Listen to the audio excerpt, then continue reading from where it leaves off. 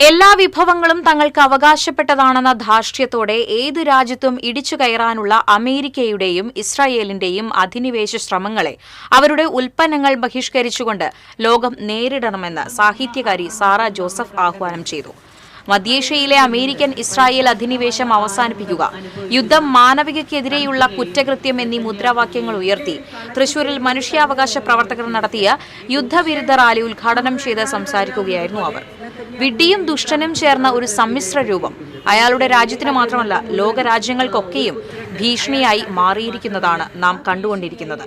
American Israel ഉൽപ്പന്നങ്ങൾ ബഹിഷ്കരിച്ചുകൊണ്ടുള്ള ഒരു പ്രതിഷേധത്തിന് ലോകമെമ്പാടുമുള്ള ജനങ്ങൾ തയ്യാറായാൽ മാത്രമേ ഇത്തരം അധിനിവേശ ശ്രമങ്ങൾക്ക് തടയിടാനാവുകയുള്ളൂവെന്നും സാറ ജോസഫ് പറഞ്ഞു. മുതിർന്ന മാധ്യമപ്രവർത്തകൻ MP സുരേന്ദ്രൻ, മനുഷ്യാവകാശ സാംസ്കാരിക പ്രവർത്തകരായ വിനോദ് ചന്ദ്രൻ, PA പ്രോവിൻ തുടങ്ങിയവർ സംസാരിച്ചു. സാഹിത്യ അക്കാദമി അങ്കണത്തിൽ നിന്ന് ആരംഭിച്ച യുദ്ധവിരുദ്ധ റാലി കോർപ്പറേഷന് മുൻപിൽ സമാപിച്ചു.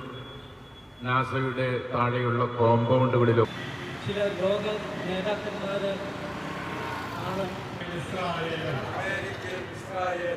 കടന്നാക്രമണത്തിനെതിരെ മുഴുവൻ ജനങ്ങളും